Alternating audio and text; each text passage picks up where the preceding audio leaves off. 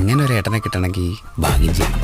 ചിത്രത്തിന്റെ ഏറ്റവും വലിയ പോസിറ്റീവായി തോന്നിയത് ബേസിൽ ജോസഫും പൃഥ്വിരാജും തന്നെയാണ്. ഇരുവരും ചേർന്ന് ഒരുക്കിയിരിക്കുന്ന ആ ഒരു കോംബോ പടം തുടങ്ങി ആദ്യ മിനിറ്റ് മുതൽ വിനുവും ആനന്ദനും നമ്മളെ അവർക്കൊപ്പം കൂട്ടും. അടുത്ത വീട്ടിലെ പയ്യൻ എന്ന ഇമേജിൽ നിൽക്കുന്ന ബേസിലിന്റെ വ്യത്യസ്തമായ കഥാപാത്രം എന്ന് പറയാൻ കഴിയില്ലെങ്കിലും പുതുമയാർന്ന നിരവധി നർമ്മരംഗങ്ങൾ ചിത്രത്തിലുണ്ട്. തിയേറ്ററിൽ കയ്യടി തീർക്കുന്ന പൃഥ്വിയുടെ നിരവധി മുഹൂർത്തങ്ങളുണ്ട് ചിത്രത്തിൽ. കോമഡിയും കലിപ്പും ഒരൽപ്പം മാസും ഒക്കെ നിറഞ്ഞ കിടിലൻ കഥാപാത്രം തന്നെയാണ് പൃഥ്വിയുടെ ആനന്ദൻ എന്ന കഥാപാത്രം. യൂത്തിനും ഫാമിലിക്കും ഒരേപോലെ ആസ്വദിക്കാൻ പറ്റുന്ന ഗുരുവായൂർ അമ്പലനടയിൽ ഉറപ്പായും ഈ വർഷത്തെ അടുത്ത 50 കോടി ക്ലബ്ബ് ചിത്രമാകുമെന്ന് ഉറപ്പിക്കാം. ഒരുപക്ഷെ 100 കോടിയിലേക്കും കിടക്കാം. അത്ര ഗംഭീരമായിട്ടാണ് വിപിൻ ദാസ് എന്ന സംവിധായകൻ ചിത്രം ഒരുക്കിയിരിക്കുന്നത്. ഒരു അടിപൊളി കല്യാണം കൂടി സദ്യയും കഴിച്ച തൃപ്തിയിൽ മനസ്സറിഞ്ഞ് ചിരിച്ച് സന്തോഷത്തോടെ കുടുംബത്തിനോടൊപ്പം കാണാം, അല്ലെങ്കിൽ കൂട്ടുകാർക്കൊപ്പം കാണാം ഗുരുവായൂർ അമ്പലനടയിൽ.